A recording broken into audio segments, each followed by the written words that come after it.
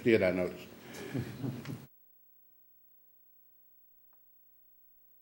Thank you, Ms. Shelton. Welcome everyone to the Health and Education meeting, and it's a joint committee meeting with Rutherford County Budget Committee, and I appreciate all of them being here. And they had a long meeting last night, and more in the future, I believe. And of course, the school board is here. We're in their building tonight in the central office, and we're delighted to be here. Before we get to the anything on the agenda, let me just say that our Deputy Mayor, Mr. Davidson, is with us tonight, and he's one of his first meetings with us since he's taken his position at any rate. And Mr. Davidson, it's good to see you, sir. I need a motion to approve the minutes, please. So move. Ms. Soriano, thank you. And a second? Second. Second, Ms. Cook, thank you so much. If there's no discussion, all in favor, please say aye. Aye. Okay, community care report has been postponed, as most of you are aware, I believe, until the June meeting. And the health department, however, had an item of business that Ms. Garrett wanted us to take care of this evening if we possibly could. And Finance Director, Ms. Nolan, is here to do that very thing. So, Ms. Nolan, where are you? I saw you back there. There you are. What you got for us tonight? A piece of paper I wish I had. Okay. Thank you. That would have been helpful. I sent it. Thank you. This is why I did what I did. I sent it on in case I don't forget. Okay, this is a request to, Ms. Garrett needs additional funding in her drug and medical supplies, but she has available, no, she is taking it from drugs and medical and transferring it to communications, $3,500, and $1,500 to maintenance and repair of buildings. So it's within her budget. So what's the need, the communications need? What is Communications, as budget has seen, several departments are short on communications. Our AT&T bills have gone up. Gotcha. AT&T? Motion approved. Second. Motion approved by Commissioner Jordan and a second by Commissioner Allen. Committee, Health and Ed, is there any discussion? Okay, I don't hear any. So all in favor, please say, whoop, I'm sorry. Roll call. Commissioner Allen? Aye. Commissioner Cook? Aye. Commissioner Will Jordan? Yes. Commissioner Jeff Phillips? Aye. Commissioner Serena? Yes. Commissioner Turner? Yes. Commissioner Jordan? Yes. Thank you, Michelle. Keeping you on straight and narrow here.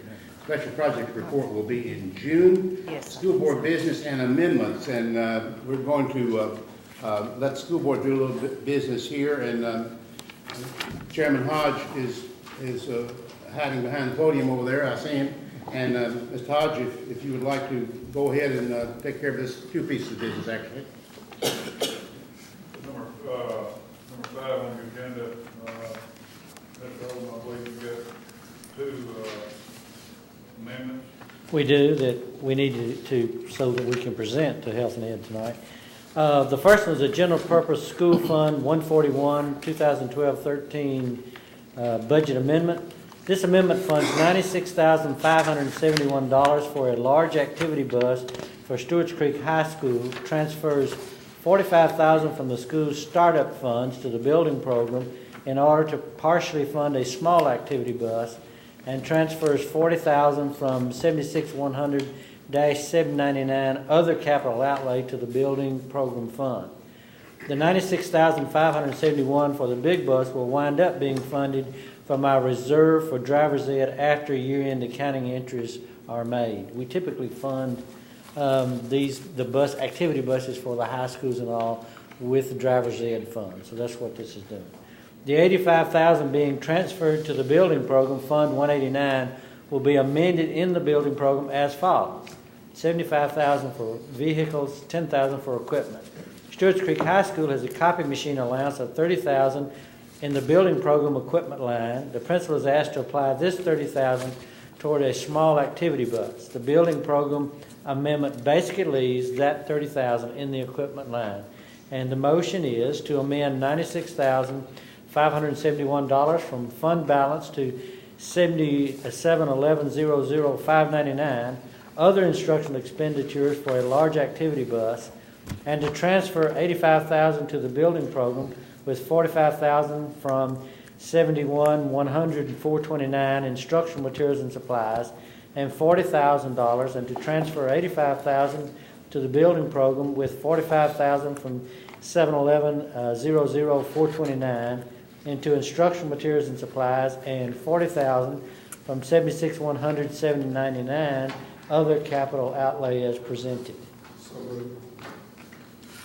Second. Got a motion by Mr. Blair and a second by Ms. Blankenship. Okay. Any further discussion? Call roll, Ms. Miles. Mr. Blair? Yes. Ms. Blankenship? Yes. Mr. Holliday? Yes.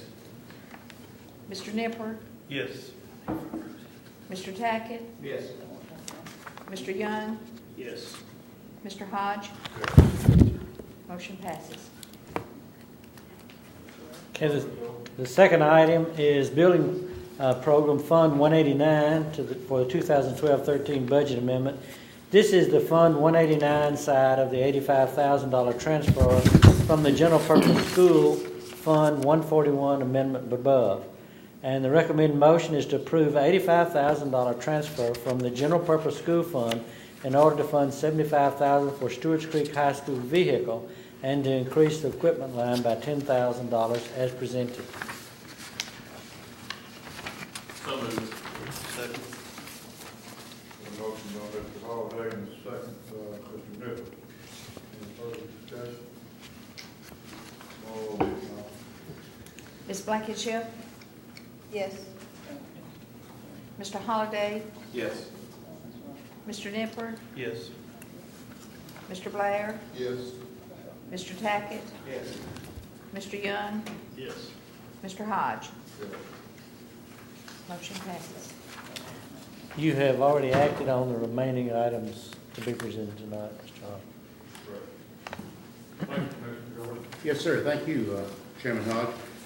Standing, Mr. Odom, we have a list of amendments now, some that we just heard, and then some others that we have had for a week or so. Take them in order, please, if you would, and ready to go. Would you like me to summarize? The first two, yes, sir, that'd be fine.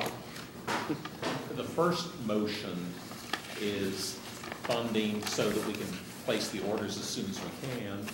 A large activity bus for Stewart's Creek High School out of fund balance.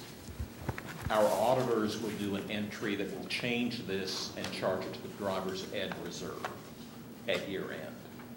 And then the other is the high school gets $150,000 in startup funds each for 2 years. They want to use $45,000 of that money and $30,000 that's in the building program for coffee machines in order to buy a small activity bus. Otherwise, their teams and all that will just pay bus rental like crazy. So the other part of the amendment takes $45,000 from the school startup funds and $40,000 out of capital outlay. We're running a little tight on primarily our vocational equipment. So I figured we could use the $30,000 in the building program. And our recommended motion is to amend the $96,000 from fund balance to other instructional expenditures and to transfer $85,000 to the building program, with $45,000 coming from instructional materials and supplies and $40,000 from other capital outlay. Questions from Health and Ed? Let's just go ahead and we'll just take them one at a time. Ms. Allen? On the $30,000 for the copy machine, is that going to be replaced when they get their $150,000 for startup, or is he giving up a copy machine? They have chosen to pursue the lease route. Okay. And my personal experience with copy machines, I like leasing, but Okay. since they chose to lease, that part of the equipment budget was It available. was freed up. Okay.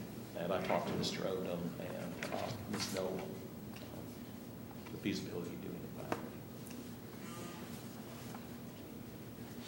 Other questions from Health Ed Committee? Need a motion to approve. Motion to approve. Thank you, Commissioner Allen. A second? Second. I think that was Commissioner Turner. Any discussion? Give it away. Commissioner Allen? Aye. Commissioner Cook? Aye. Commissioner Will Jordan? Yes. Commissioner Phillips? Aye. Commissioner Serena? Yes. Commissioner Turner? Yes. Commissioner Jordan? Yes. Mr. Stanley? And then the Fund 189 Building Program Amendment takes this $85,000 transfer revenue and funds $75,000 for Stewart's Creek High School vehicle and increases the equipment line by $10,000. Motion to approve. Second. Motion approved by Commissioner Allen and second by Commissioner Cook. Any discussion or questions? Ms. Shelton, please. Commissioner Allen? Aye. Commissioner Cook? Aye. Commissioner Will Jordan? Yes. Commissioner Phillips? Aye. Commissioner Serena? Yes. Commissioner Turner? Yes. Commissioner Jordan? Thank you. Yes. Mr. Sandy? Okay. And there is a copy of the second item in this packet is a schedule if you want to see it. Each year we have to get commission authorization for our petty cash funds, our change fund at the school cafeterias. The amount is going up this year by $1,200 in order to accommodate Stewart's Creek High School. There's a lot of variation. It kind of depends on the patterns we've seen at the schools. At some schools, more kids do the prepaid, or more kids' parents do the prepaid, and they don't need as much change. But these amounts have been found satisfactory. And our recommended motion is to approve the 2013-14 cafeteria petty cash fund accounts for the centralized school cafeteria fund. Total amount of $11,850, and we follow all of the guidelines, rules, regulations on handling this cash. Questions, comments from Health and Ed? Need a motion, please. So moved. Second. Commissioner Jordan and Commissioner Allen. Need a second? Call roll, please. Commissioner Allen? Aye. Commissioner Cook? Aye. Commissioner Will Jordan? Yes. Commissioner Phillips? Aye. Commissioner Serena? Yes. Commissioner Turner? Yes. Commissioner Jordan? Yes. Mr. Savage, see if we have another one, too.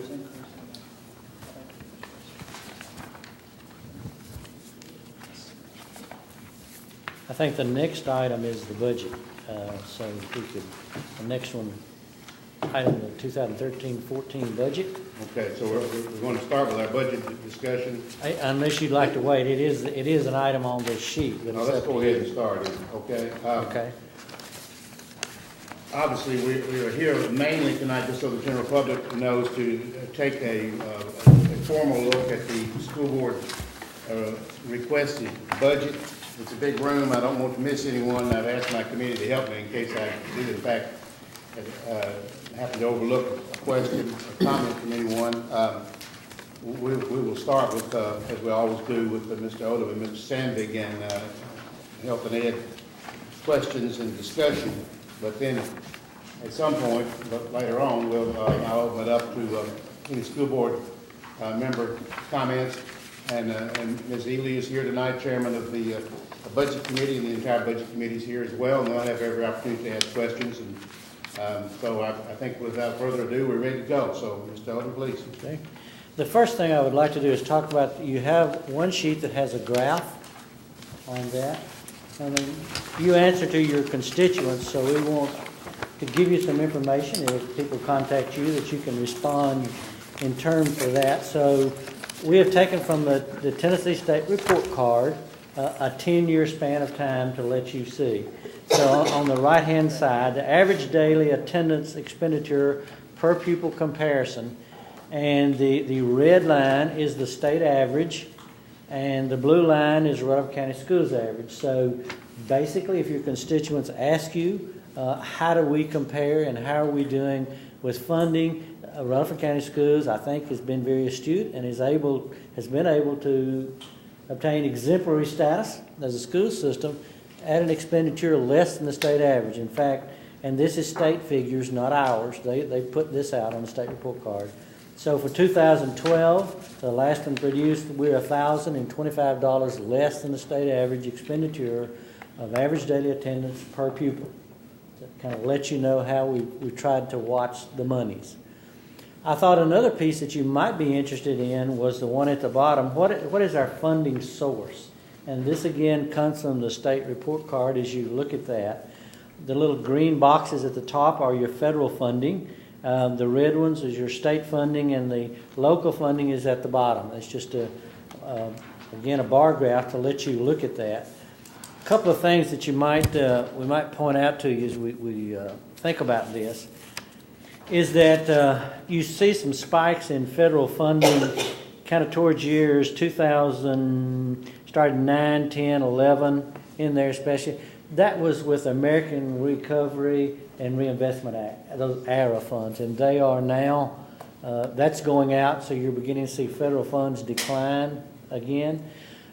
Just as a sideline to let you know, I received a call this morning from the Deputy Commissioner for Tennessee Department of Education, and they were telling us that the sequestering, we will have $111,000 less for special education funds next year. All of this together has come to about $400,000 less than what we had the year before because of sequestration related to special education funding. But the latest one just came this morning.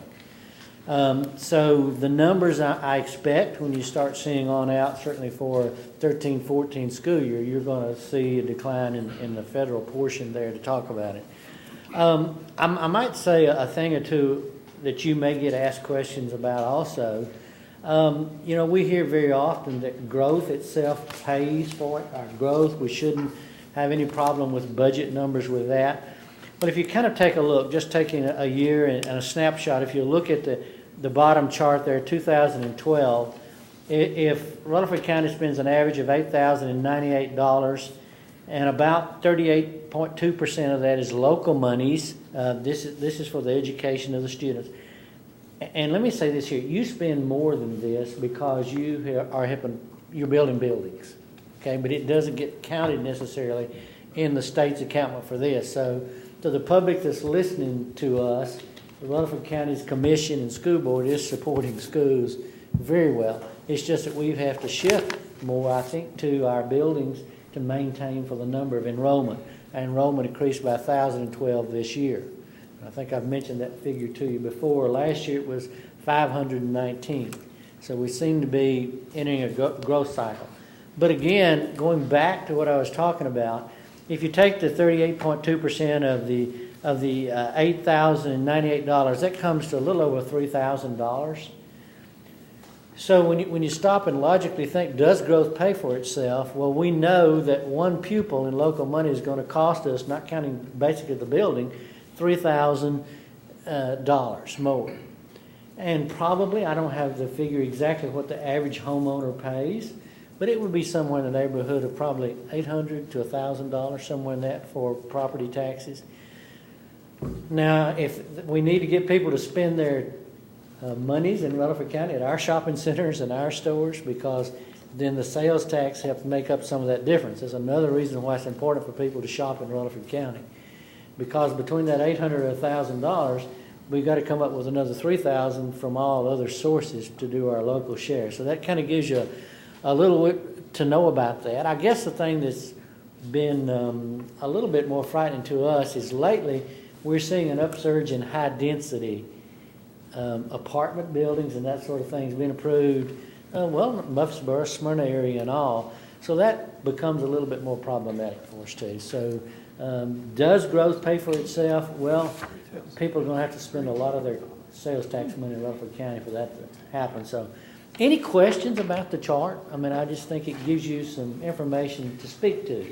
One item of clarification, Mr. Odom, if you don't mind. Yes, sir. That we've seen graphs like this a number of times in the past, and the per pupil comparison, the graph that you showed there, is that every school system in the state, private school systems, private, or? No, it would just be the ones that would be public school systems. That's what the state would.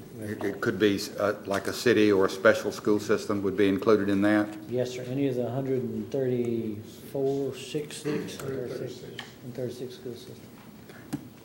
Of county systems, you have any idea, if you just talked about county systems, how we would compare with the county systems across the state?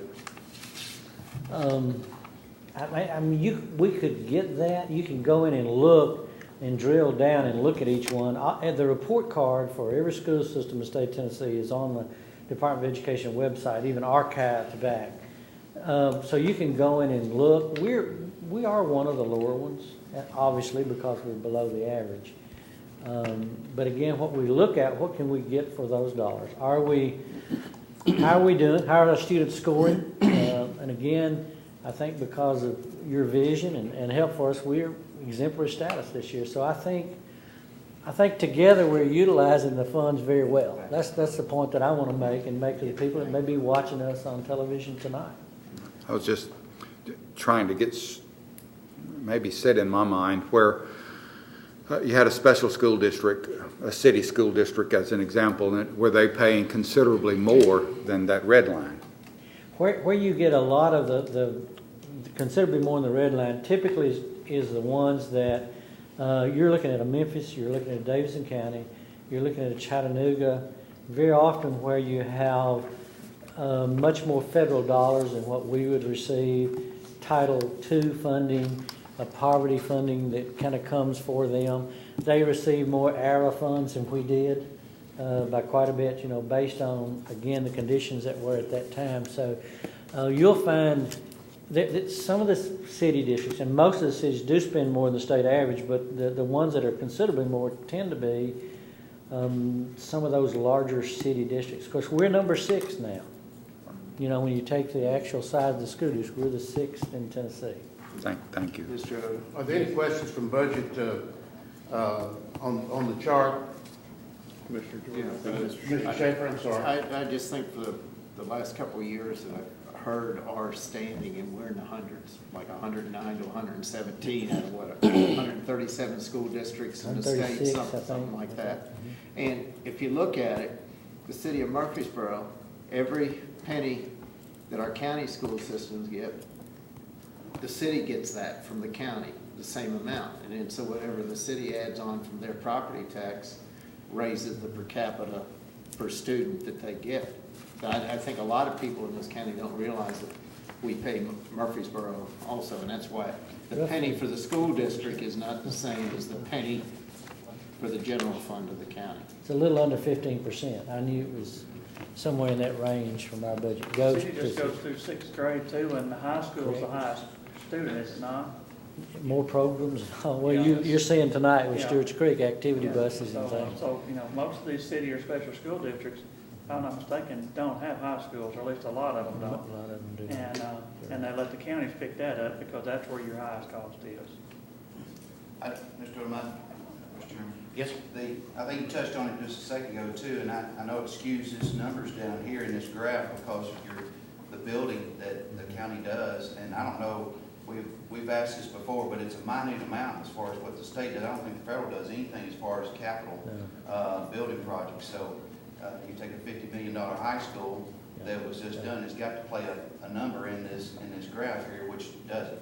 So I know people are moving to Rutherford County, being a realtor and auctioneer, that they're coming here for the school system and our tax rate. Two great things that we have right here in Rutherford County, and jobs, of course, too.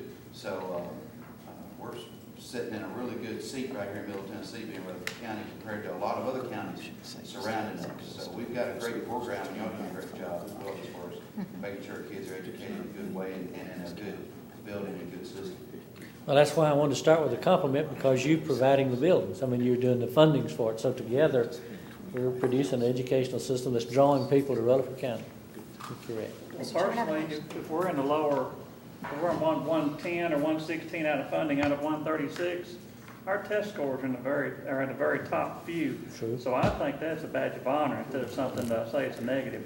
Now, I'm not saying we spend less money on our students, I say we do a better job with the money we spend. That's the point we're trying to make Yeah. tonight. Thank you, But there are Commissioner people that will Gill. say, well, you don't spend as much as neighboring counties or something like that. Sorry, I think. That's fine. I have a question. On the federal funds, does that reflect any of the race to the top Yes. funds? It So that'll naturally go down? 'Cause you said it's Right, gonna there's be one more decreasing. year of Race to the Top next year. We received roughly 2.9, was that the total for the 4 years? I believe I'm right. It's something in that range. But next year is the last year of Race to the Top. And we did not employ, basically, we've got one person on that, our data person, but the rest of it, we bought things that would last longer than Race to the Top lasts. Instructional materials and all is basically what we did with most of ours. And do we have to do any kind of reporting or accounting back for what we got? my. I imagine we would. It's And federal so- money. And so what does that look like? I mean, what kind of results have we gotten for that money? We're getting results because, again, it shows up in the scores. For instance, one of the things we did in the instruction piece, we purchased hands-on materials dealing with, because the students were having to do more algebra and geometry in the lower grades, we purchased hands-on kits.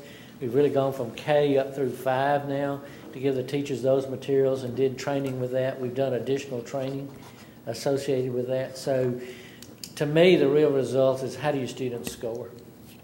And so that's, and we've spent hours on things that should make a difference in how students perform. That's what we did. Commissioner P., did you have a comment? I do, just from looking at the chart there, comment being made that the federal government will be putting less money into the system. How's that going to affect our maintenance of effort here in the county? Will we have There's a to make special that- case. They've done that. Right. Go ahead. And Lisa, maybe you can answer that for us. Are we going to have to make up that difference here locally, or if the state or federal government gives less? We will have to look at what services we are providing with those federal funds, and it may be that we cannot discontinue the services if they're IEP driven. We should be getting more guidance on that. There are the state is allowing some variance from special ed maintenance of effort. I don't think we will have to rely on that. In 14-15, Tennessee is making some changes in some of those funding levels. So we will be able to take some special ed funding again to help not just students with disabilities, but the process of identifying all students and tracking all students to see if they have the potential to become classified as a student with disability and tracking their performance and all. It appears, unless something happens with starting again with 14-15, we'll have a little bit more flexibility to blend the funds some as long as you can meet the individual IEPs. Some of the same processes may go for Title I for that. Again, we'll get further guidance as the year progresses in that. There's another change, which I'll talk about in a moment, also related to funding a year from now, but just they're trying to give us some more flexibility. Hopefully that'll not be an issue. That's my... So the answer is we don't know yet. The answers don't know, but we see some good signs out there. How much do you predict the federal government may give less to us? I need to try to figure it out. About 400,000. For special ed, so far it's been about 400,000 for the 13-14 year. Now again, since it starts in October 1, we're not sure about what might happen next year for the 14-15, but we so far have seen about 400,000 reduction. And I'm thinking Title I is around 100, somewhere in that range, but Title I has had some, but not as much.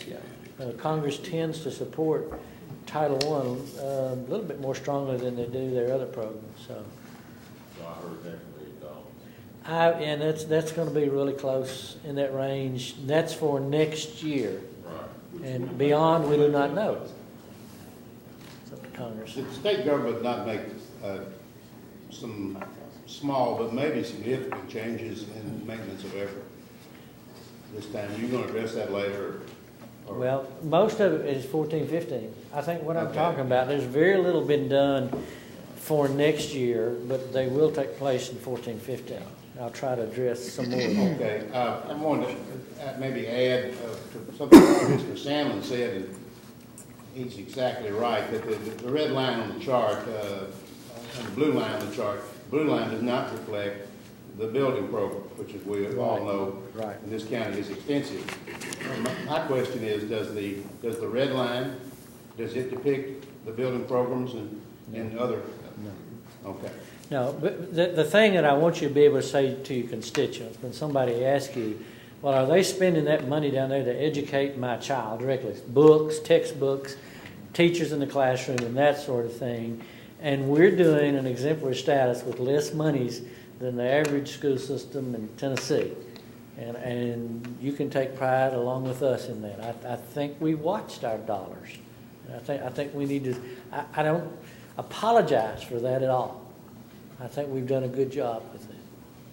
Folks, we can come back to this chart. If there are no further questions right now, we can come back to the chart anytime that you might want to later on. Mr. Odom, if there's no objection by anyone, no pressing questions, Mr. Odom, you go ahead. Could we also now go to, you have 8.5 by 14-inch sheet, that's kind of a summary that was prepared for you that Mr. Sandy prepared today. If you take a look, A and B kind of some summary sheets, but if the one that has a yellow box on it, which is column C, basically one of the things that we want to show you tonight, the increases in our budget, where do they come from? And this is, we've got the big budget that you can ask for, we have that to go over, but this is kind of extracting the information from this to one sheet to allow you a chance to look at it a little more concisely. So if you take a look at the top box, which is our certified employees, basically, and that number is 131.8, with 106 positions for certified for regular positions. Now let me tell you some things that we have done here. We have been able to moved 54 existing teaching positions to Stewart's Creek High School. And we've even pulled positions from schools like Siegel and Oakland and schools that were not involved in the zoning at all. It takes over 100 teachers basically to staff that high school. Now they'll start somewhere in the range of over 1,300 students. I anticipate their number of teaching positions to go up in subsequent years because as a board, we did grandfather the students that were coming into junior and senior high school. And I think you understand that. Once a student is on a team, once they've lettered at their school, once they've made their friends and all, parents and students alike really would like to finish that out. So the board in their wisdom listens to the public. That's why we have our zoning hearings. So they listened, they responded, and we did that, and with some siblings. So it will start somewhere in the 1,300 range. It's going to go very quickly.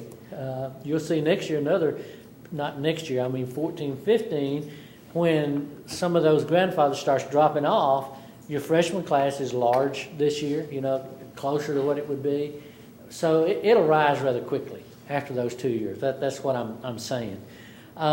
Basically, as you look at some of the other positions there, we did have to add, I believe it's 8 additional positions at Central Magnet School.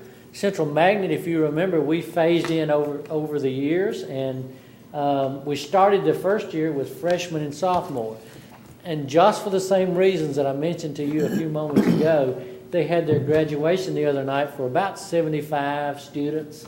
That number next year will go to 200 because students chose, even though we had a magnet high school, that first year the freshman class was full. We pegged out. And as I came before you and we talked to you back when we were planning the magnet high school, it would have a size of about 1,205 students if following pupil-teacher ratios. You can get a few more in the high school simply because they're in different classes scattered out in the building. You can beat that a little bit and still make the pupil-teacher ratio. So you're going to see that jump again of another 130 so. So we've basically had to go in and add another English, another math, and some of those areas, it threw us over again because of the middle and the other arts and some of the other areas that we had to fund. So you're basically seeing, to get the additional positions, the others anticipated growth. Jeff has built in an anticipated growth in the range of 2.8%, 2.5, 2.8, somewhere in that range that we're looking at. The thing about we have now, if we grew 1,000 students, so we're 40, if you count the preschool, we have a little over 40,000 students. A 3% growth for Rutherford County now would be 1,200 students. That's very different than it was 5 or 10 years ago. So as we look at that, you look at the 2.5, 2.8, we think we've got some reasonable numbers, but if that's true, and if it matches a little bit of this year, we're going to be looking at close to another 1,000 students. I mean, that's what we're thinking. So again, we do not know until they register exactly where we'll be on the elementary, but I certainly expect that growth from K through 6 is going to be there, and we'll be having to add additional teachers to our elementary in the middle. But we really wait till the numbers come in. Another thing that I want to explain to you. Can you update us as to how close you were in your forecast for this past year? 2.5 to 3, Jeff whispers to me, and we came out at 2.8. But I personally, the year before, and with what was a recession at 5.19, my thoughts were 600 or 700 would catch it. I was surprised at the 1,012. I mean, personally, because I thought, but Rutherford County was fortunate in that the recession did not do to us what it may have done in some other places in the country, and that's good for us in that respect. But personally, I underestimated it. So, Jeff, question. Certified. Does that include somebody like you because you're certified because you were a teacher, or is that just the ones that are actually in the school? No, it's certified. It's a certified position. It would be anybody that has to have a teaching license to hold that position. It would not be EAs and that sort of thing typically. The other thing, it says that you moved 54 positions from the other schools to Stewart's Creek, and you got 37 down here. And there's a few that have already gone over there this past year setting things up, correct? Mm-hmm. So a fair amount of that 69 and a half, some of them are going to Stewart's Creek also? That is true. Of the 106, I should say, let's go back to the 106 when we talk in terms of that. You've got 62. Stewart's Creek, F, column F, is what Mr. Schaefer is looking at. If you kind of look to what we anticipate there, is 62.10 in that position. And you add to that the 54 basically that we've moved from the others, and that comes to your staffing for a little over 100 at Stewart's Creek probably to begin. And generally when we refer to that staffing number, we're talking the teachers. You've got full-time equivalent of 22.1 hourly staff. So your custodians, various secretarial, clerical staff, all those. We actually, to give you an idea, we moved 22 more teachers to the new school than we did when we opened Siegel High in Blackburn. We've moved more teachers this time than we did in either of the other two. Basically, and again, at the time when we were estimating, if you remember, we were estimating how much will it take in staffing, or what will it cost to open Stewart's Creek High. The numbers that we were given basically at that time were $5 to $6 million. But if you kind of look down in that F column, you're beginning to see 3.9. If you add in the bus routes, the new bus routes, the additional bus routes for that, go all the way to the bottom, you're in the 4.4 range in column F, probably for the cost. So it's going to be less than the 5 to 6 because we've been able to move so many teachers. And I have to give a lot of credit to my staff here and HR people, Ms. Barnes over there, and Mr. Zago, in looking at positions, seeing where we could adjust. Were these changes or moves voluntary, or were they forced moves? A little both. But basically, a lot of those, if a school had to lose a position and somebody retired or somebody was leaving, we transferred that vacancy to Mr. Harold, Stewart's Creek High, and so he interviewed for those. The next phase that we do is we open up to our existing teaching staff to apply for a transfer. Again, trying to help our local people so they can then apply. Now, the other thing that we do not let do, and this is the decision I have to make, basically, I'll not let the new school pick up almost all the math teachers from a Smyrna High or a Laverne High or somewhere else. We have an obligation to those schools that are existing there too. So there is some control of how many of those that we will allow. But it's a combination going there. But most of it will be new positions or voluntary transfers or like that. That'll be the majority. Yeah, go on down. You want me to go down just a little bit Yes, more? sir. You kind of look, and I guess, so you're looking at the increase there, that figure that stands out in your mind. Opening Stewart's Creek High, the 1.5% adjustments in salaries that the state's sending or tell us we need to do for our certified employees. Hourly people, you look at that 1.5%, you come to $8,922,000 basically of that increase. That's in that box. As you look down in some of the others, and this is the same thing that you're running into, of course, with additional employees and all, Social Security, Medicare, and retirement about $1.5 million. The medical insurance, as we stand right now, is $5,900,000, almost $6 million associated to medical. The Affordable Care Act is that part that's the tax on us. And we have to set aside that funds on everybody that has an insurance plan and family members in the plan. That's a brand new item. You see, that's when you look at this, 100% increase. And it's not effective, what, January 1? Or We'll really with pay that? it very late in the year.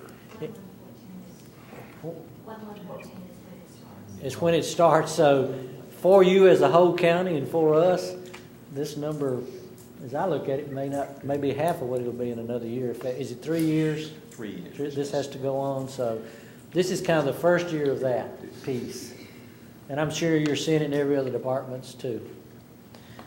And other benefits, $20,000. So almost 8.9 and then another 8 million. That's the benefits, most of which is your insurance change. So you begin to look at those two and you got the 16 million. Jeff has itemized for you other items that are increased. The first two items that's in the very bottom set of rows is instructional equipment for park and data processing equipment. This is all state monies. This is not local monies here. If you remember, the governor this time proposed in his budget $51 million for technology upgrades in preparation for the online assessments and that sort of thing. You know, I was really surprised when it came in that Rutherford County, out of the 134 school systems, that we got $2.1 million. And the good and bad of that, we got more money, but we had to do inventories of what our existing structure was, what we had available with our growth and what we had in needs. And we came out and we got more money than some places like Chattanooga and some places like that. I was really surprised. Knoxville and some others. So the bad side of that is it means we probably had not been keeping up as well with technology. And you kind of know that because we haven't come to the county commission in a few years and say, hey, we need an extra $1 million for technology. We have not done that. And so it showed up in that, but now the state's helping us catch up with some of that. Will this put us in place to do the park assessments? Because the park assessments, and what we're talking about is the Common Core assessments. It's supposed, hopefully online, 2014, across the country. This is the design of that assessment. Is the students have to do it online. And you're supposed to have enough computers that they can go in online in capacity for everybody to be on it to test the largest grade in your school. That's basically the way to measure that. So our issue is if you're in a middle school, that's got 1,000 students or 1,100 students, we need to be able to test over 300 simultaneously. That's what we're talking about. That's the target. As you go on out there and look 2 years out, they're saying they're giving us numbers like no more XP machines. Every machine will have to be upgraded to a Windows operating system higher than that. We really don't know there yet. When the governor came to visit us at Stewart's Creek, I commended him for putting the money in for this and told him I hope you'll take a look at this again for some subsequent years, because schools across the state in Rutherford County are going to need additional help as we go down this road. But again, as you speak to your constituents and all, that $2.1 million there is state money, so that's not coming out of ours.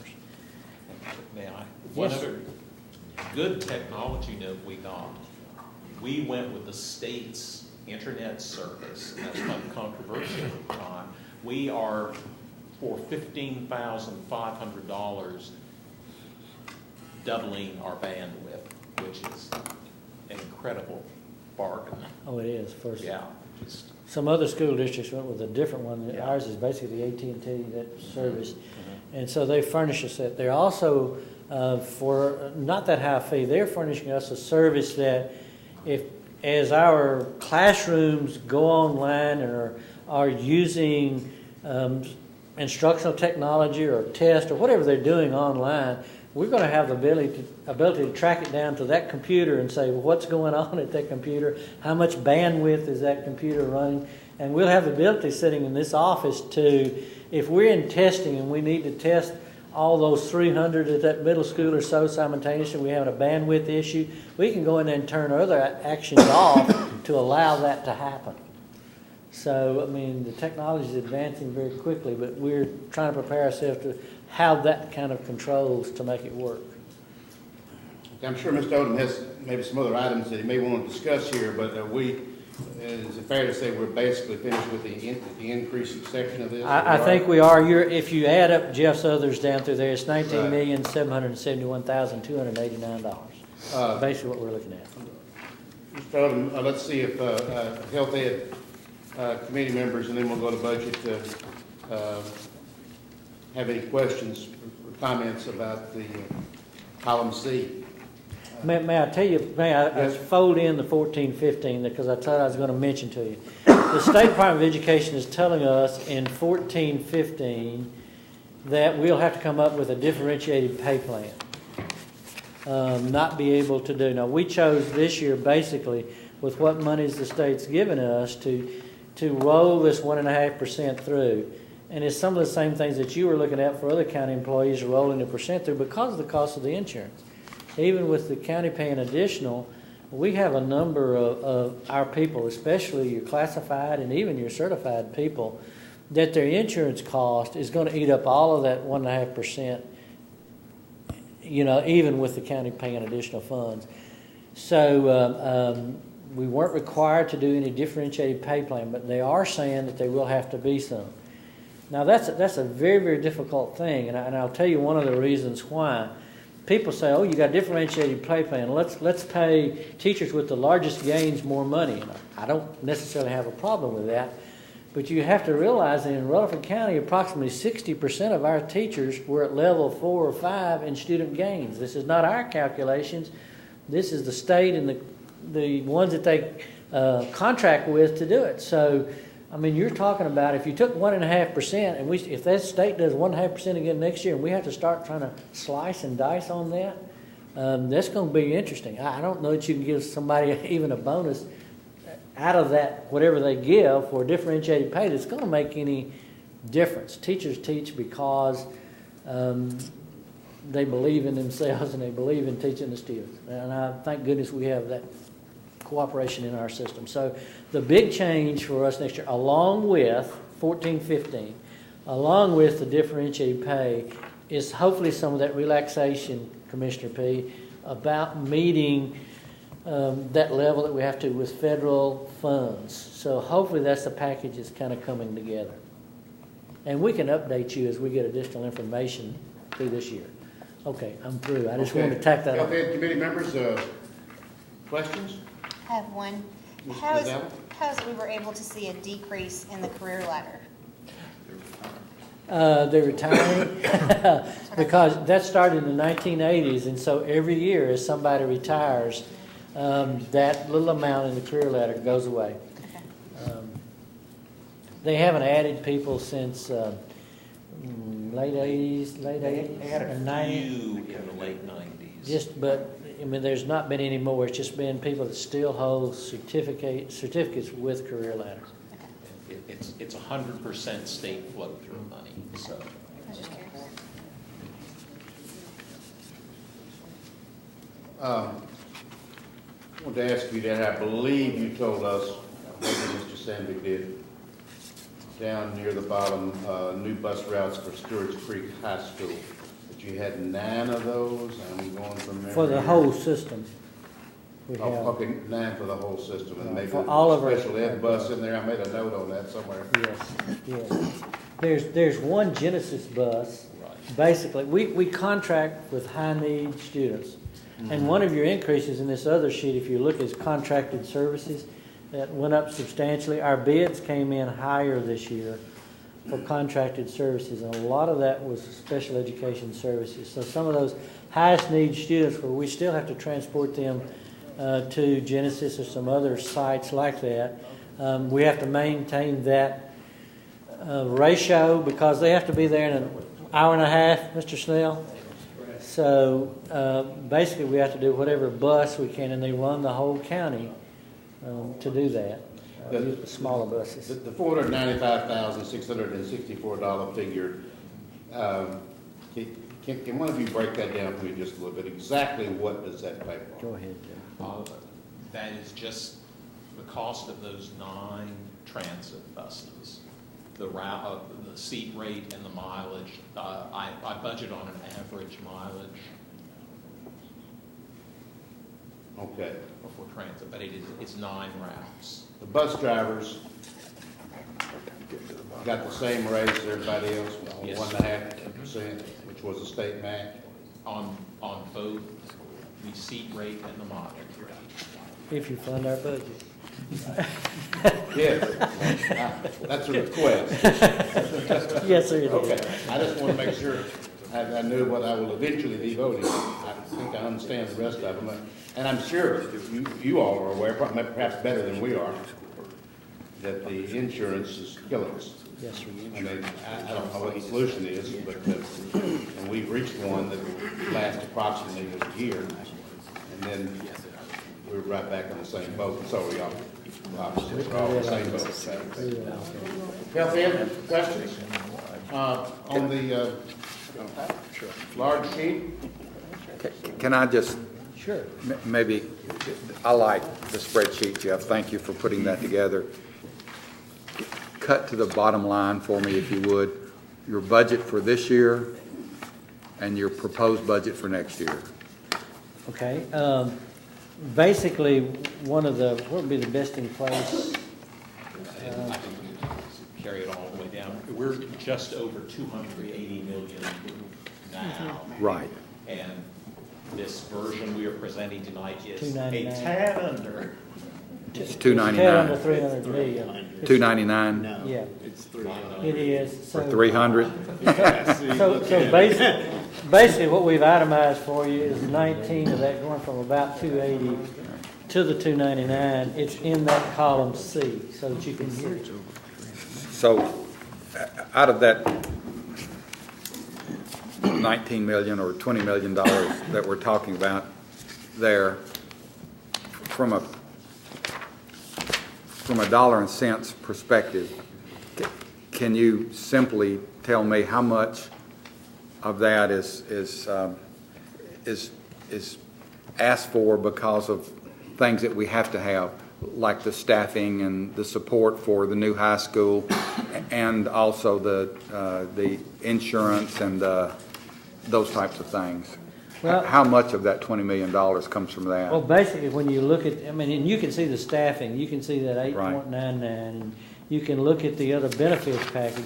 So 17 million, basically, 17 million, roughly 16,962 there, is things that we don't have a lot of control over. Right.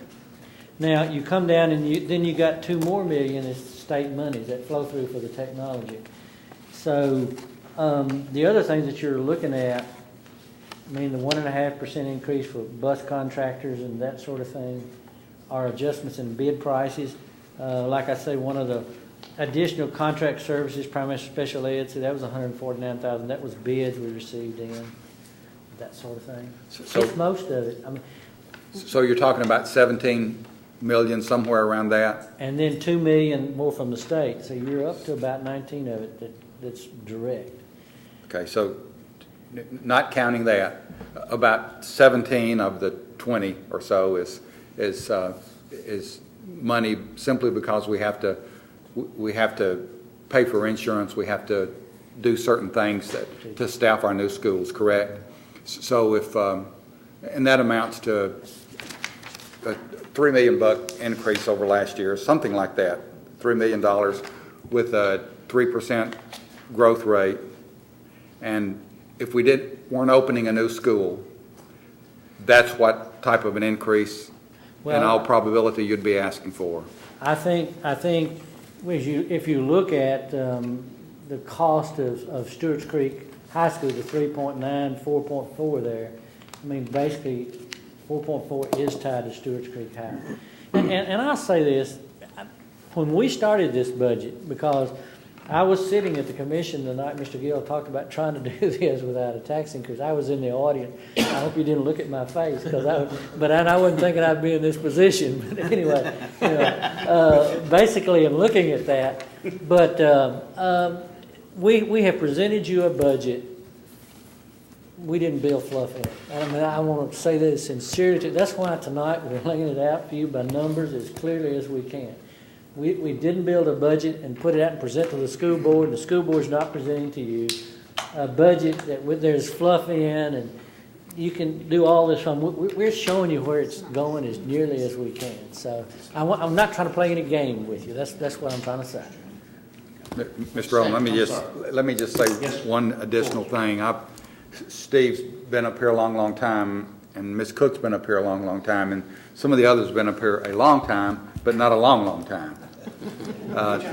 And I remember those games specifically from 24 years ago or so, and a lot of us refused to play those games, and that's one thing that I admire about the school board and the staff is coming to us with a budget that we can understand, and also what your real needs are, and I appreciate you doing that and answering those questions. I always like to get back to as kind of simple math as I possibly can. That is what you have right now, what you need, and why you need that additional money. Thank you very much. Sam? I do remember that conversation. I knew you would. Because, for one, this is in my district, Stewart's Creek High and the school system over there. But one major thing that we were talking about, and maybe you're going to do this, I don't know the ending fund balance part of what you have, but we were talking about $4 million, give or take, of starting up Stewart's Creek, that we won't have to hit it in budget area. I understand the bus situation, that was going to be probably something that's going to be an add-on type thing. But we're talking about startup as far as teachers, food, lights flipped on, turnkey, as I say, ready to go, and $4 million was coming out of y'all's ending fund balance to start up Stewart's Creek. Now, these other little incidentals here, which they're not little, but, the 9 bus routes, okay, it's an add-on. It's $500,000. We're going to have to put that on the bottom end of the tab. So what happened to that? Are we rolling it back over? Let him ask. Part of it's a little bit of both. Yeah. Part of what happened to that last year, the state raised in the initial legislation was either could be used as a non-recurring bonus or as a mandatory teacher raise. Normally, that increase is a mandatory teacher increase that has to flow through. Last year, the initial legislation offered it as a one-time bonus. The legislators took the one-time bonus option out. So that was a about a $2.5 million increase, recurring increase for us. We basically covered it out of fund balance last year and some of last year's 20% medical insurance increase. That's what ate into our fund balance. I told Ms. Ely a couple of months ago, she may not remember, when Mr. Gill made that comment, my face turned a little green that day. But we were building toward that, but we wound up having to go deeper into fund balance because of medical insurance and state teacher raises last year. I'd asked that question all the way up through till probably December. And as far as January on, I haven't asked that question. So I know, but, you know, we still expected that $3 to $4 million to come off the top and starting. So what's our projected ending fund balance? That, 21. it's not exactly what Jeff was saying, you know, that we have, I don't want to call it a game plan, but really you don't know what the ending fund balance is until after we've been setting the budget, which I don't like it whatsoever. And I want to know where we are. He's got a figure. And I try to be, Lisa and I talk about it, I try to be realistic. I try to be a little on the cautious side, because if we don't hit it, there's no other place to come up with it. My estimate is 21 million. That should make up that 4 million that you're talking about there. But it won't. Plus the balance, dealing with balancing that budget is our issue also. And saving, when you get around the 300 million, your 3% Right. ending fund balance that you have to build in the budget, for us, that becomes $9 million figure now. So, I mean, so you see what we're talking about in the terms. So we got about 12 million there that's meeting our requirement. But that leaves us no wiggling I understand that. room for I the next understand year. that. So this long explanation, we could still come out with that $4 million off of this startup right here, or actually open Stewart's Creek without this increase. Without the $4 million? No, with it. I mean, I'm talking, I know. take this out of ending fund balance. 4 million of it. 4 million of it, yes. I understand there's some others right here that we're gonna have to put into this year's budget. If we had been able to only go 6 million into fund balance last year, I'd be very confident saying yes to that. But since we had to go 9.25 million in, that makes it much more problematical. And another issue to remember is the recurring nature when we start the 14-15 budget. Can I jump in here? Because Commissioner Salem, I'm looking at the numbers that we've got in our big notebook. As I'm interpreting them, it looks like the school fund is going to experience a shortfall of about 14 million. But if we take some out of our unassigned fund balance, or if down to the limit, down to the minimum that we're required to keep, then we're still going to have a shortfall. We're still going to have a shortfall of about $2 million. So I guess my interpretation of this particular line in the budget is that it's even using the unassigned fund balance, it's going to have a shortfall. It's going to require additional tax increase pennies to be put into the account. I don't know if that's what Commissioner Sandlin was asking or not. It kind of sounded like he was wondering whether Stewart's Creek, in fact, was going to be opened without having to add a portion of a tax increase to this account. But I think that's not the case. There's two ways you could look at it. One is there's about a $14 million shortfall. If you make up as much of that as possible with unassigned fund balance, there's still about a $2 to $2.5 million shortfall. So there will, as proposed, there'll have to be money put into this account or into this line in the budget from a tax increase. I don't think we're talking the same numbers. Are you talking about GPS fund, general purpose schools? General purpose school fund. Is that what you were asking about? Talking about the school board's ended fund balance. Right. Yeah, that, you know, they're projecting the 21 million right in there. I guess the numbers I'm looking at, they're projecting at the end of this fiscal year about 21 million in unassigned fund balance. They're projecting a shortfall of about 14 million for this next year. And that budget is a little higher than the version y'all. It looks like there's about a $500,000 difference. We have removed, we have so far removed 15 teaching positions. And again, thanks, because we removed 22 when we opened Blackman, we've gone to 54. So from the budget that even our school board saw back in their first one in March, had 15 additional teaching positions in it than what it's showing now. So we've been able to span that back, and that's reflected in what's before you now. Right. In our blue notebook, the projected budget is about $500,000 higher than the budget you're presenting tonight. But just to answer Commissioner Sandlin's question, at the end of this fiscal year, the unassigned fund balance is supposed to have about 21 million in it. The shortfall, once I deduct this $500,000 difference, is still, the shortfall would be 14 million. So when you take that out of the unassigned fund balance, it only leaves about 6 or 7 million. But the requirement is 9 million. And so there's a shortfall. Tax increase, we're just going to try and get 4 million of that tax increase from the ending fund balance. It's going to take a tax increase. Am I answering your question?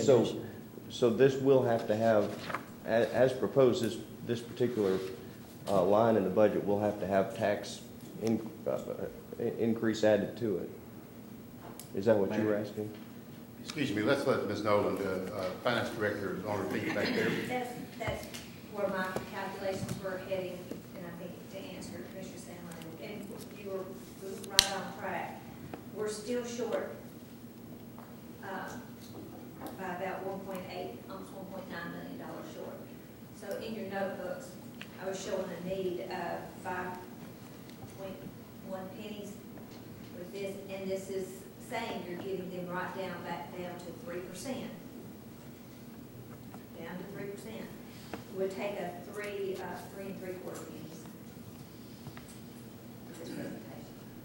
But you gotta remember, we're giving those teachers a 1.5% raise, so they'll spend it all right here in Rutherford County, and we'll get more local options. Hope so. Okay. We can budget have some? Absolutely, yes, sir. Okay, I would like to take the 54 positions you mentioned. I'd like to restate it from the way I understood it. Okay, you took 54 teaching positions, put them at Siegel, and I would assume most of those are taken from Laverne, Smyrna, and Blackman. Some from Riverdale, because they're moving to Blackman, and maybe a couple from Siegel and Oakland. And none of those at those schools will need to be replaced. Not at this time, because what we looked at, we look at it by class, by subject.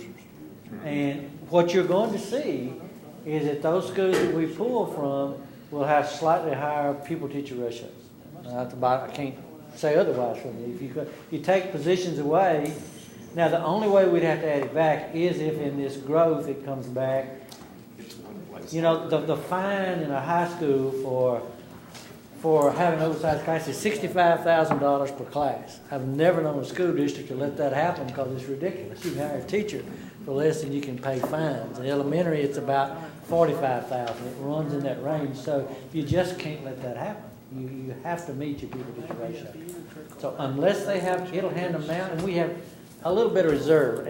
And can I jump on what you say here? One of the things that we try to do the simple math. We say sometimes, well, if the ratio is 1 to 20 in elementary, when 20 more students come in, we have to add a teacher. The problem is in Rutherford County, if your ratio is already 1 to 18.75 or 1 to 19.2 in a school, it's not when 20 more kids come in. It could be when, if you've got 5 first grade classrooms, it could be when if 5 extra kids come in. And you have crossed the 1 to 20 ratio with a much smaller number than 20 more students, and the public don't always understand that, so I want you to understand that.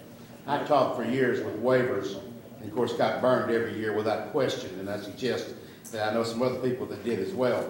Waivers are not granted like they used to be. It's statute now that you have to meet that. Now, they'll let us cluster together K through 3, 4 through 6. in 7 through 12, the 1 to 20, the 1 to 25, and the 1 to 30. They will allow us to cluster to help augment part of that.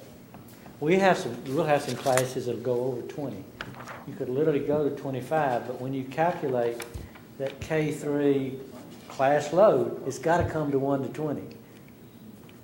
So what you're saying, if there's 22 in this class, there better be an 18 over here somewhere to balance it out. Understood. Simpler way to understand it. I have a got question. another one. Mr. Shea. This completely different. I want to ask about athletics for a minute. I've seen, if you look back in the last 10 years, I don't think tennis was around that long ago, and now there's a boys and girls tennis. One school, bowling's come in the last several years. One school right now has rugby, okay?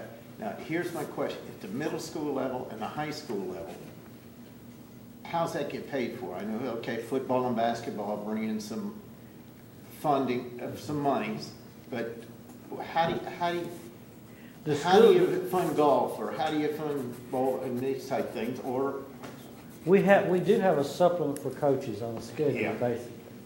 If you want to know the figure, it's roughly 1.9 million or something for all athletics. It varies all over the place. But what your high schools wind up doing basically is you'll find that your basketball and your football, when they go into the athletic fund and all, will help pay for some of that.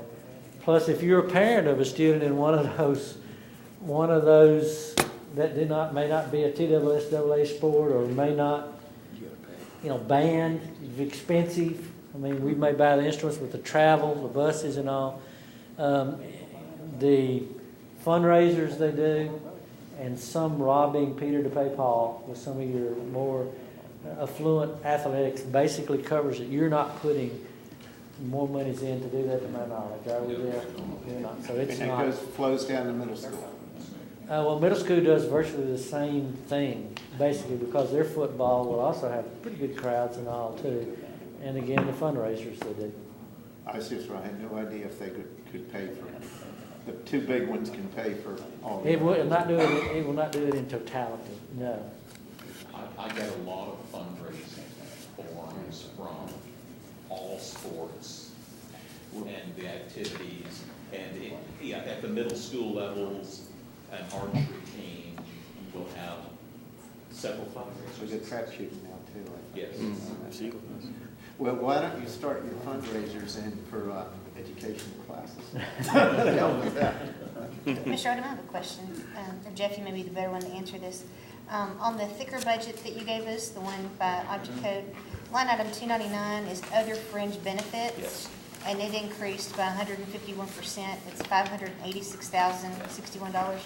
Is that The affordable care. That's the affordable care. That is where I'm recording it at this point. And you'll create a line item for it? I think Lisa's running hers in with the insurance. I'm keeping it separate at this point. And then the balance of that is our long-term disability that's part of the on-the-job injury program.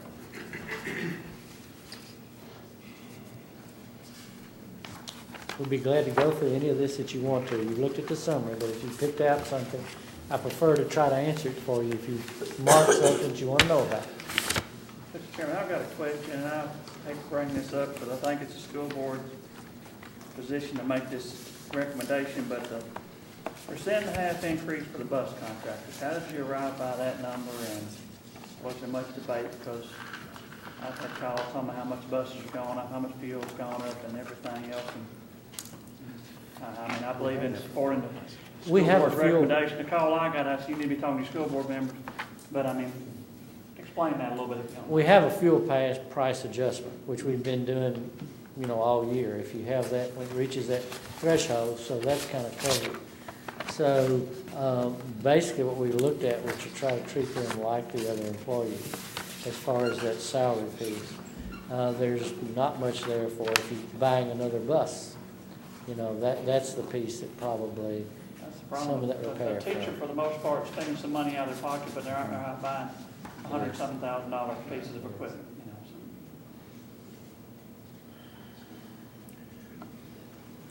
Mr. Odom, one of my concerns is the increasing cost of medical care.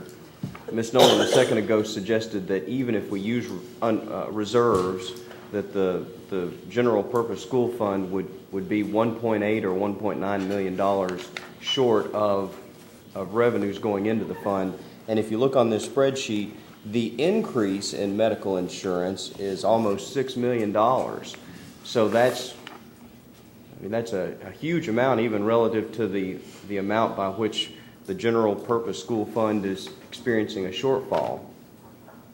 I guess the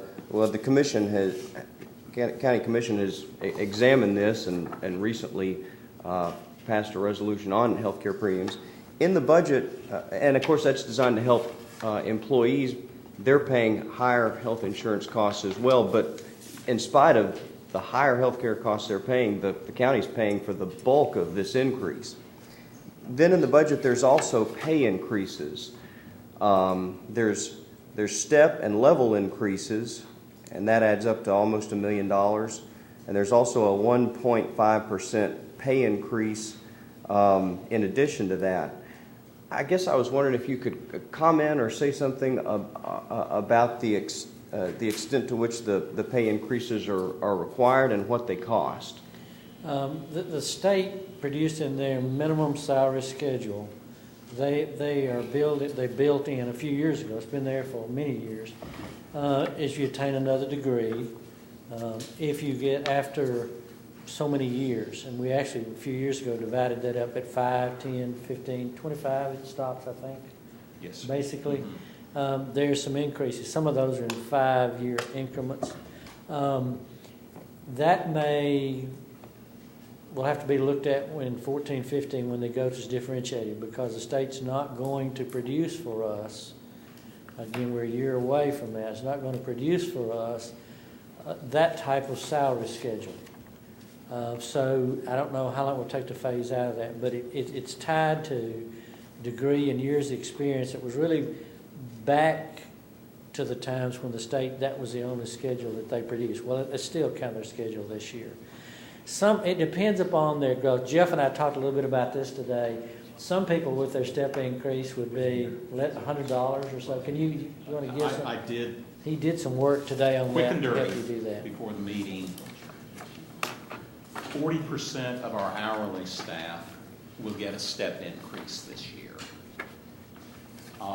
13% of our teachers will not, and 18% of our teachers will get an increase less than $250 based on our salary tables.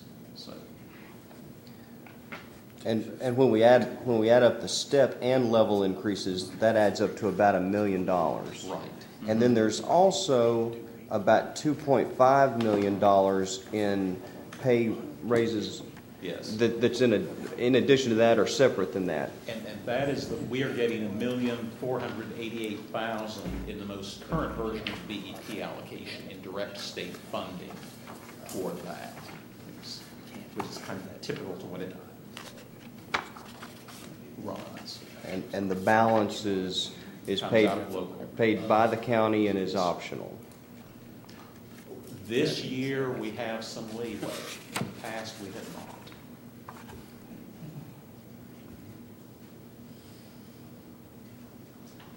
You mentioned the county picking up the majority of the insurance increase.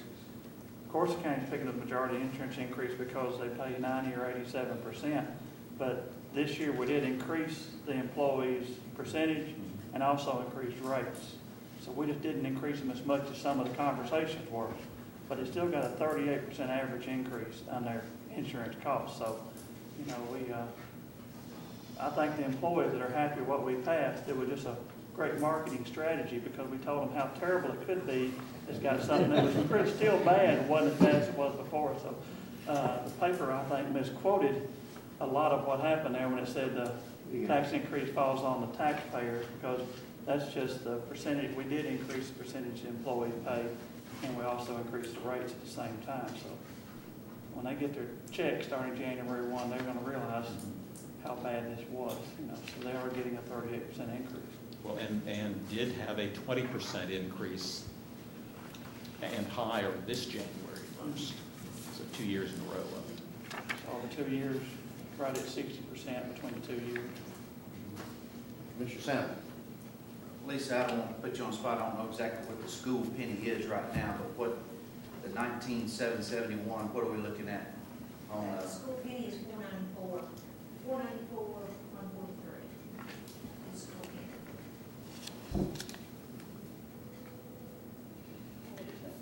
Dr. Baum, some of the increases also, for instance, everybody, this cafeteria workers and all work out of that federal program that we cannot transfer any of that money anywhere. It comes from what students pay and the federal money. So even though you see some figures here, some of that would come through that source that would not be local tax money, property tax monies to do that. I cannot tell you how many of our over 4,000 employees, exactly how many are cafeteria, but there's about 2,800 certified, and the others are custodians, cafeteria workers, all of those other positions. Mr. Chairman. Yes, sir. One more. Mr. Shaker? Category 73400, which is preschool program. Okay, is that the pre-K that the state pays everything, or is? That is 2 pre-K programs. They're the governor's voluntary preschools, which the bulk of that is like almost all, except I've had to put money in for medical insurance at times. That is paid by a direct state grant, part of that. But the other piece, you and I were talking before the meeting about unfunded state mandates. Well, we have to provide preschool program for special ed qualified kids. That doesn't flow through. There's nothing in our BEP funding for that. Unless a student, if a student is handicapped, Yes. unless they graduate from high school with a regular diploma, we can have them from 3 years of age to 22. We have you have a significant number of students that are beyond, and that's those transition programs that you have to create for them and all. We But pay that's for that. federal pays some of it, but it's really three until the 22nd Don't use birthday. some for me. Give me, we pay most and they pay a little, or? It varies. Varies.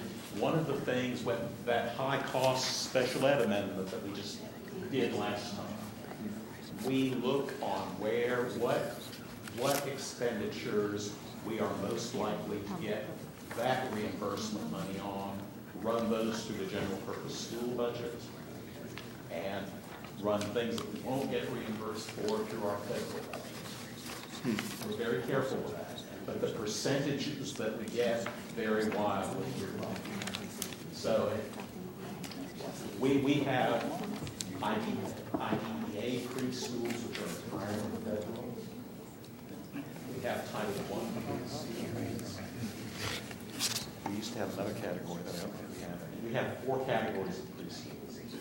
But you said special ed handicap, we can be responsible from 3 years old to 20? Typically, the 3-year-old is the speech, hearing impaired, and most of those do not necessarily come to school. They don't come to school and stay a day. They bring them in and meet with for so many hours of service, and they come and meet with our speech and language teachers and all like that, basically.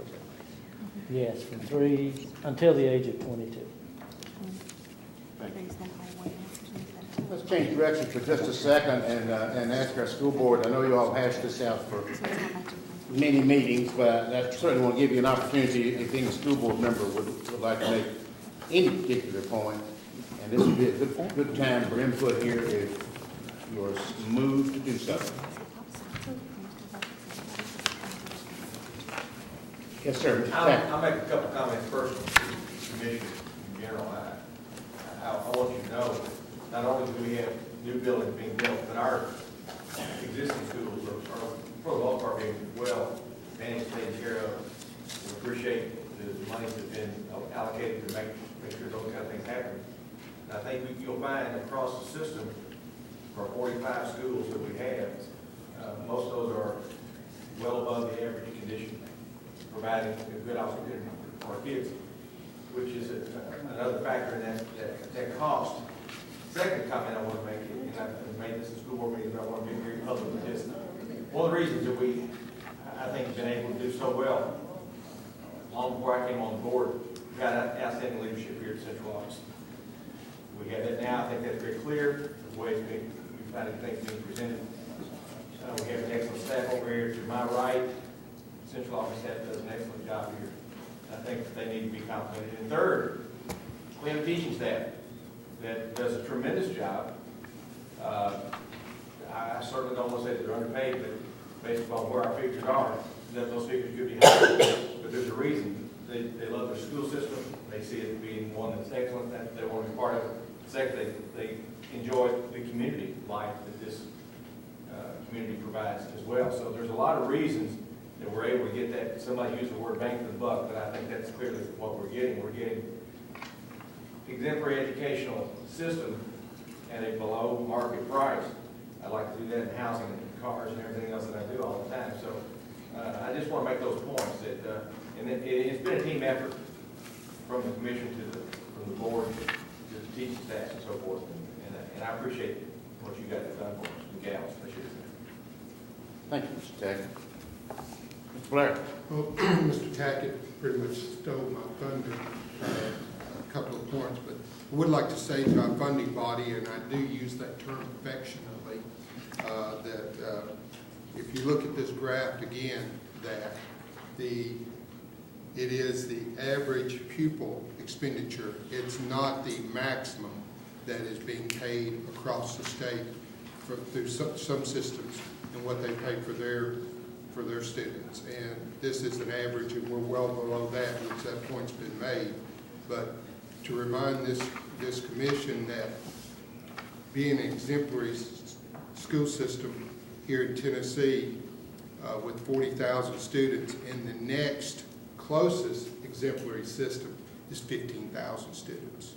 So with a pretty good size free and reduced, tremendous student diversity. Mr. Odom, 60, maybe close to 70 different languages being spoken here in Rutherford County with our students. And many come into this system with very, very little English.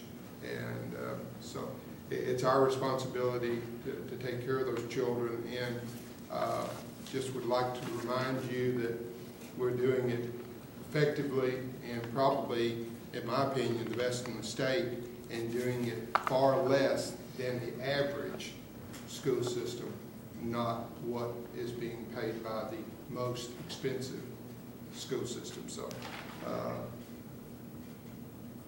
again, not to be redundant, but being exemplary is quite the badge of honor for us. Ms. Nolan, Mr. Mayor Burgess, of course, I don't know if he's ever missed a Health and Ed meeting. Input from either one of you at this point? Mayor Burgess? I think Mr. Odom and Mr. Sandvik and all their staff have done a really great job giving us the document. It's really well presented and understandable. And a couple of things have happened. Number one, every year, yes, Mr. Sandvik is very conservative. They don't spend all the money we give them to spend, and we are happy about that. So that makes us have better ending fund balances. And this year, we got some revenue in. Sales tax revenue was substantially up this year. So they've been able to build these fund balances. And I think we've really got a good budget. I can't think of anything really here in particular that would we could really suggest to make this much better than what they presented. So I just want to thank them for doing a great job. Thank you, Mr. Mayor. Well, we have just opened the floor for anyone. If you have a comment to make, any committee, Health and Ed or budget, this would be a good time to do so. If not, it's decision-making time here for Health and Ed. Well, I've got one thing to say real quick, Mr. Chairman, that won't be popular, but it'll I'll feel better when I make the statement. I will be voting no on this, but it's not because necessarily of the budget that the school board submitted. I've voted no on every budget on any committee that I've been on, and it's more my concern about the overall county budget than it is anything that the school board has done. So I don't want my vote to be an indicator to anyone on the school board, Mr. Blair, Mr. Holliday, people that I've had relationships with, and Dr. Odom and you and your crew have done a phenomenal job. I think the mayor was right. I think Mr. Blair was right. Mr. Tackett was right. But I've got to do what I've been doing this year and trying to be consistent, where I don't want to pass a budget in committee only to turn around and tell you how proud I am that I voted it down when it gets to the commission. I think that's hypocritical, and I'm not going to sit up here in front of anybody. And I've shared this with this shouldn't be any new news to any of the commissioners, but I just want you to know where I was coming from when you hear my vote, that it's not a reflection on the budget that was submitted. It was more me trying to be consistent and bigger concerns I have with the county budget. But I thank you for what you guys have done. I appreciate the school board and what they've done, the teachers. We live in a wonderful county, and a big part of that is education. I want to thank you personally for that.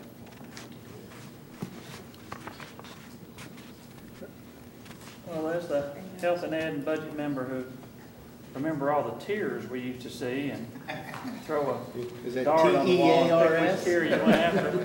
I appreciate the budget, and it's very straightforward, as the mayor said, and I don't see any fluff. I mean, it's just needed stuff.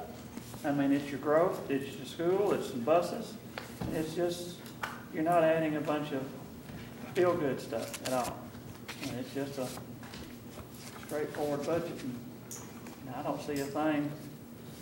I might entertain the increase for the bus drivers, but besides that, I think it's a pretty good budget. And with it, I'll make a motion to approve as presented. I'll second that, and let me make one kind of clarification. I asked several questions, and I always go back to simplicity type of things. $20 million of an increase, and it looks like 11 million or so of that is for benefits and for opening a new school, and that leaves a 3.2% increase, or around a 3% increase with a 3% growth. To me, it's kind of a wash, and it's not an easy thing to vote for that type of additional expenditures. It's not, but I again would like to thank you for the type of budget that you've presented. It's not always been like that, but it has been like that for a good while, and the leadership, not only on the staff but on the school board, is to be complimented for that. I for one, can't stand playing games when it comes to making decisions of this magnitude, but thank you. And that was kind of a lengthy second, Jeff, but there it is. Well, I would strongly support this motion as well, and I do want to point out one thing on this sheet right here, that the local portion of the budget is 38.2%, and that is less than anything in the last 10 years except 2011. So actually, the percentage dropped, not going up. But at any rate, are there other comments from anyone on the motion? You've heard the motion. And I have a question. Yes. Mr. Sandvig, when Commissioner Baum asked you if there was any leeway or latitude in the raises, you said some, I think was your answer. Could you expand on that for me? Basically, and I'm explaining what my understanding was at the spring fiscal conference. Normally, we have, the BEP teacher salary factor. The BEP is about of the pages we see, about 5 pages of formulas, and other things come in that we don't even see the formulas on. So that the teacher pay factor went up 1.5%. Normally, they run that straight through the state teacher salary table, and we have to run it straight through our salary table. They are not requiring that this year. But we have to use it for our teachers, not materials and supplies. Somehow in teacher compensation. Because of the insurance increase that we knew up front, we faced something stiff. The direction I've gotten from Mr. Odom and from the board has been run it through as pay raise. When you talk about, if we've got to do differentiating from a year, and they're telling us that they're gonna have workshops, and they're looking at other states and other ways that they're doing this, it didn't make a whole lot of sense to try to come out with a differentiated pay. We only would have had a couple of months or so. I mean, this thing hit right at the end. To come out with it when a year from now, you're gonna have to redo it again, and we haven't received the information from the state about how it might even look. So basically our thought was, again, to help cover that cost of insurance, that it just made more sense to us this year to give it to the teachers, to do that, to let it pass through under this old formula. And then when your change comes in 14-15, then that's when we'll have to see how we can do this. And I guess that's the piece, the insurance piece is what I'm struggling with the most, because I guess I still feel like, and this is not exclusive to teachers, obviously, this is all county employees. I just feel like it's easier for me to take care of the employee, but I still struggle with the fact that we pay such a high percentage of the family and spouses and children. And so I feel like that's kind of disproportionately what's driving that number up, because we're covering all these people who are not county employees. And so if we didn't have that huge of an increase, you wouldn't have the shortfall that we're going to have. So that's just the piece that I'm wrestling with. So that's why I was trying to figure out, do we have to do the insurance increase and the pay increase? Is there some way to whittle that number down? And again, not trying to beat up teachers. I'm just trying to say, I think across the board, we haven't done enough to address that. And that's not your fault. So I'm just trying to get you to help me figure out, is there any... I don't see any way around the insurance increase, that base around 24% increase.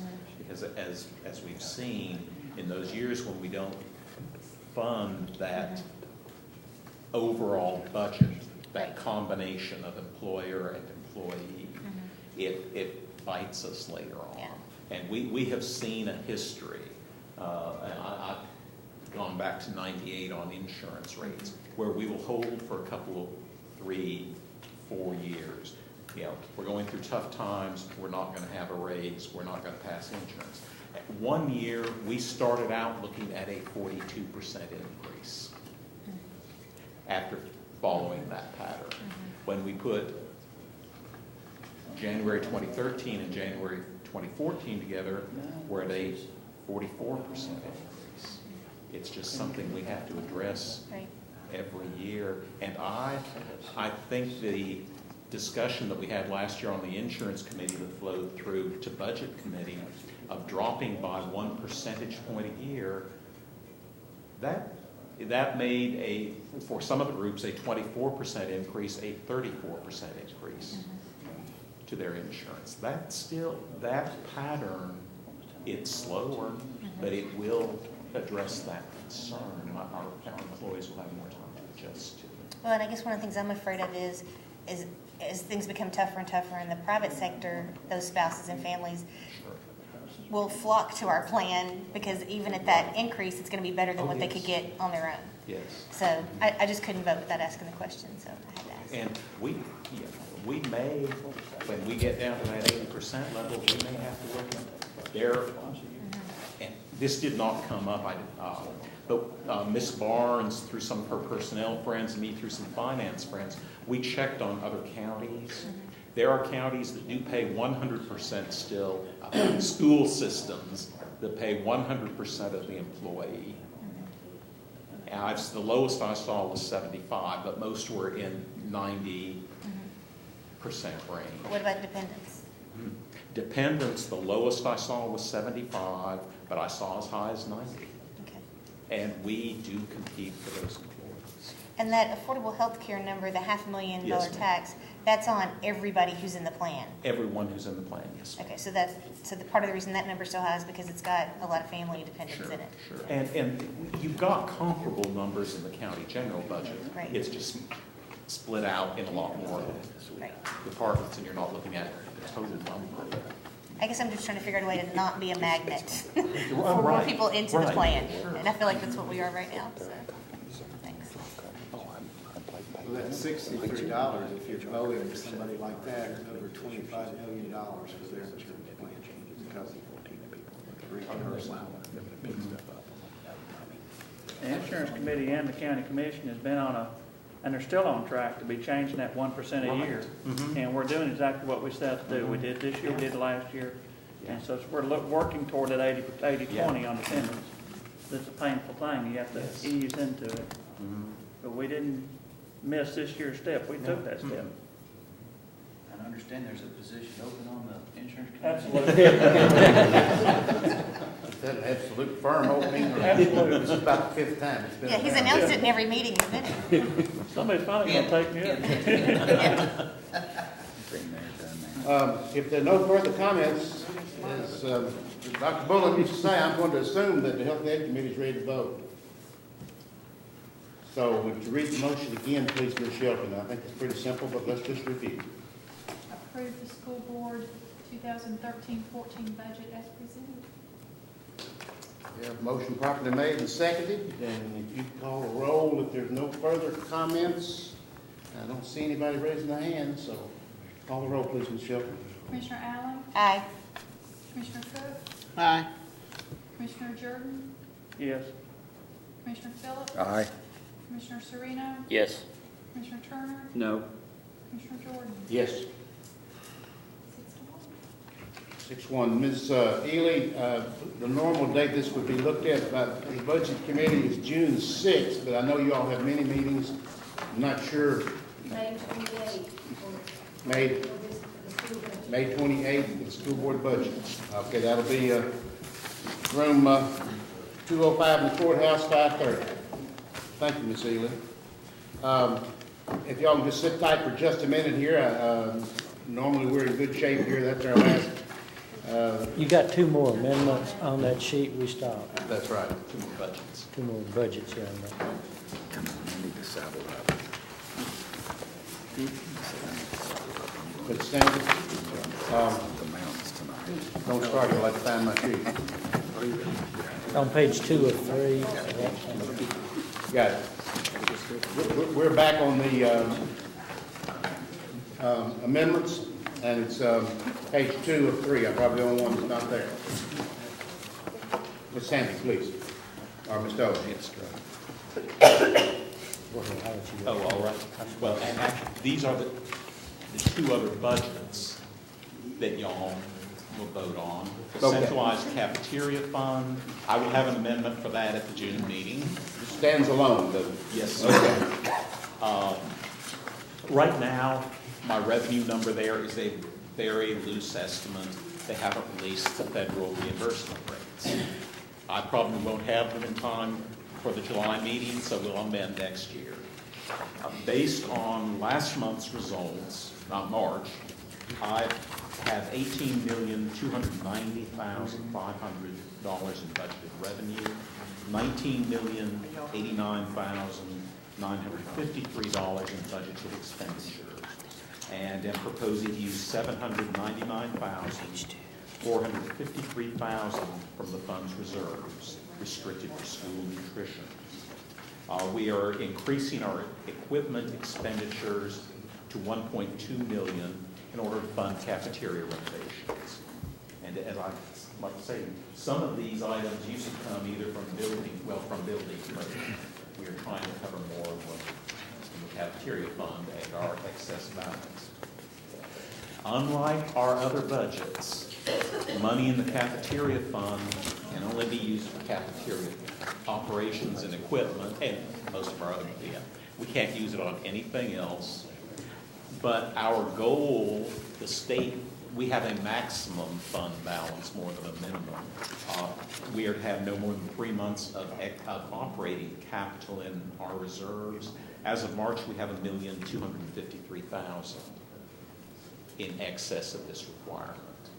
Mr. Blair and the cafeteria managers manage very well. The recommended motion is to approve the 2013-14 centralized cafeteria budget, Fund 143, with $18,290,500 in budgeted revenues, $19,089,953 in budgeted expenditures, and a reduction of $799,453 in the fund's reserves restricted for school nutrition as presented on the colored page. Motion to approve. Thank you, Commissioner Allen. Second? Second. Mr. Turner? Any questions or discussion on the amendment, motion? If not, call the roll, please. Commissioner Allen? Aye. Commissioner Cook? Yes. Commissioner Will Jordan? Yes. Commissioner Phillips? Aye. Commissioner Serena? Yes. Commissioner Turner? Yes. Commissioner Jordan? Stand. All right. Our other budget for tonight is the Capital Projects Fund, which is funded by, about 4.2 cents on the property tax. The proposed budget has $2,376,189 in projected revenues, $2,465,958 in projected expenditures, and uses $89,769 from account 34,685 committed for capital projects in order to balance the budget. The page behind that, not on. Yes, I'm sorry. That budget is on the page after the colored sheet, cafeteria sheet. You have the budget for that fund, and the page after that is the list of projects that we're proposing to do in this fund this year. And this fund has its own little quirks. Any unfinished projects at June 30th, the month we will liquidate the purchase orders. It'll go to fund balance, and we'll amend it out of fund balance to finish up in the next year. And our recommended motion is to approve the proposed 2013-14 budget for Fund 177 capital projects and the list of projects as presented. Move to approve. Thank you, Commissioner Phillips. A second for Mrs. Soriano. Please call the roll. There's no further comment. Commissioner Allen? Aye. Commissioner Cook? Aye. Commissioner Will Jordan? Yes. Commissioner Phillips? Aye. Commissioner Serena? Yes. Commissioner Turner? Yes. Commissioner Gordon? Yes. And I take it that capital projects fund money is not included in the grant? No, sir, it is not. So that's a little bit more money we spend. But that used to be to some extent in the school board's budget. Some of the improvements had to be. The State Department of Ed, on their report card numbers, goes through and they make adjustments to all of the systems, trying to make us as comparable as possible. But before Dr. Bullen came up with the idea for this, Right. that money was in the school budget. But some of it Or it didn't get done. probably didn't get counted in this report. That'll be called In one of the Dr. Bullen excellent- budget. Bullen nickel. It has worked very well for us. This nickel was down to 4.3 cents, I believe.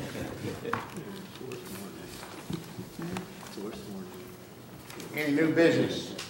I just have a question. Open it, Ms. Allen. Do you have any kind of an update for us on the Blackman sixth grade expansion? We're going to the design phase of that, and then also the Smyrna Elementary. They're in the drawings and in the process. Will Jordan said if he'd had a bulldozer, he'd go out there and turn a little land. Somebody. Will Shelton, excuse me, I'm sorry. But what he's going to do is, the architect has it. We hope to bid it in June, and start on it immediately if we can. On the Smyrna primary project, we were only funded to do the initial design. Is that done yet? That's being done also. Architect's doing both. And we are planning to pay for parts of that cafeteria renovation for Smyrna Primary out of the cafeteria fund. Okay, awesome. So, do you have any idea, when you'll come back to us for the rest of the money for the Smyrna Primary situation? Because I know we talked about trying to come back and revisit that once the design phase, If I could interrupt just a second, I think Mr. Clark is not here tonight. I did talk to him about this about 10 days ago, Mr. Allen. I believe he said that everything with the Blackman Middle expansion will be done in June, and I think you just said that. And then they would finish the design on Smyrna Primary and come back to us for that request in August. Okay. That was the plan. The school board can come back whenever they wish, I guess, but they're not going to do it in June, and we don't meet in July, so. The August, September, kind of what he was looking Okay. at for us. And That's fair. Mr. Chairman? Yes, sir.